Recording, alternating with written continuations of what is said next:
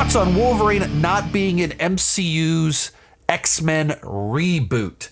So this was reported by Daniel Richman a couple days ago. Richman is a leaker. He's not a film journalist. He's a leaker. He's been right. He's been wrong. He is one of the more prominent names in the leaker space. So anytime thing falls under the category of leaks, that sort of thing, it's rumor stuff.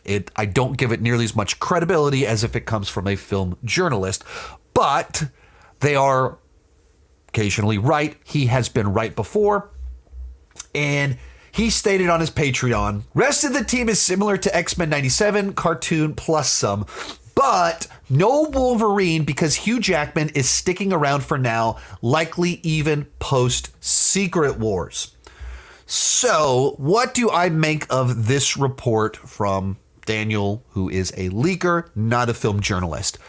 Right off the bat, whenever I hear rumors like this that feel like they're telegraphing so far in so many different moving parts where, like, I think we know someone's writing a script for an X-Men movie, but like the script's not done yet. They're not casting this thing yet. We didn't have a release date yet. And they say, oh, this person's not going to be in this thing. It is so early in the process that immediately I go, red flags. That sounds suspicious. That doesn't sound quite right to me. It doesn't have an air of truth to it. Or it falls so much into the category of in development. There's so much that can change when you don't have a script yet, you don't have a director, you don't have a cast yet, that I don't take those as definitive statements because it's so much in transition. The logic here for not having Wolverine in the X-Men is because Hugh Jackman is sticking around, maybe even a little bit post Secret Wars. There's a bit of that where you kind of go, you just look at what Deadpool and Wolverine just did. People love Hugh Jackman as Wolverine. If he wants to stick around, okay, let's let him stick around. And if we're doing this multiverse fun with Hugh Jackman, let's keep him until Secret Wars. And I hear a lot of that and I go, okay, yeah, all right. I can track with that logic.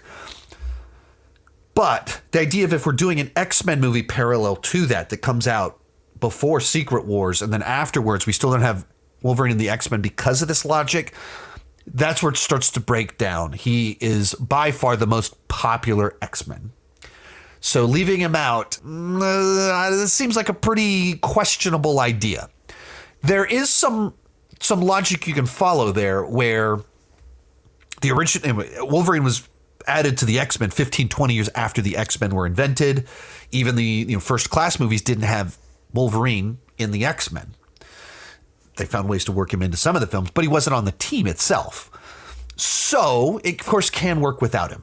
But if you're doing an X-Men reboot 25 years later and you leave out your star after you did a whole 4 movies where he wasn't an actual member of the team, that strikes me as very weird and strange and not the best strategy, in particular when it's like this sort of like, because we want to use Wolverine as a gimmick multiverse character, we're not going to use him in our mainline franchise. That seems weird to me. It seems off to me. There's a lot of reasons why that doesn't feel right. So the advantage of doing an X-Men reboot is that you can reset it. The original X-Men set of films weren't designed to be a long-running shared universe. So you can set it up properly to do that now, and doing that but leaving out your Wolverine, that does not add up to me. So highly skeptical of that one. Most of these clips are pulled from my Patreon live streams. I do about 6 live streams every single month. For $2 per month, $20 per year, you can get access to all the exclusive videos and live streams. For $5 per month, you get your name on my end card. At the top tier, you get a 30-minute video chat with me each month. The link down below in the description has more information.